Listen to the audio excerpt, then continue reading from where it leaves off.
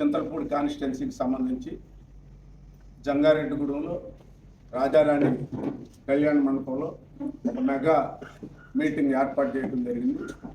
దాంట్లో ఏంటంటే 1200 మంది తెలుగుదేశం జనసేన ముఖ్య నాయకులతోటి ఆ మీటింగ్ ఏర్పాటు చేశాం.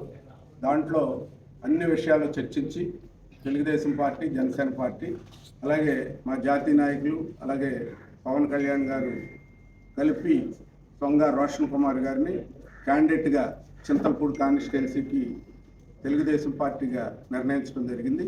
కాబట్టి దాన్ని కూడా అందులో చర్చించి అందరితోటి అక్కడి నుంచి కాన్స్టిట్యున్సీ అంతా కూడా 4 మండలాలు, మున్సిపాలిటీ, నగర పంచాయతీ అన్నీ కలిపి ఒక టైం టేబుల్ వేసి ఏ రోజు ఎక్కడ జరగాలి ఏంటి అనేది కూడా దాంట్లో నిర్ణయించడం జరుగుద్ది.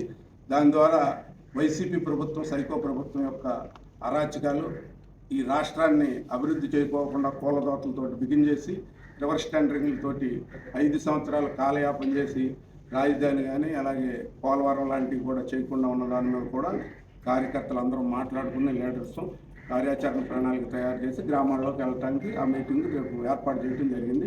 10 గంటల నుంచి 2 గంటల వరకు మీటింగ్ జరుగుతుంది. తర్వాత లంచ్, అక్కడి నుంచి ప్రచార కార్యక్రమానికి అందరూ కలిసి జంగారెడ్డిగూడెం టౌన్ వెళ్తున్నారు.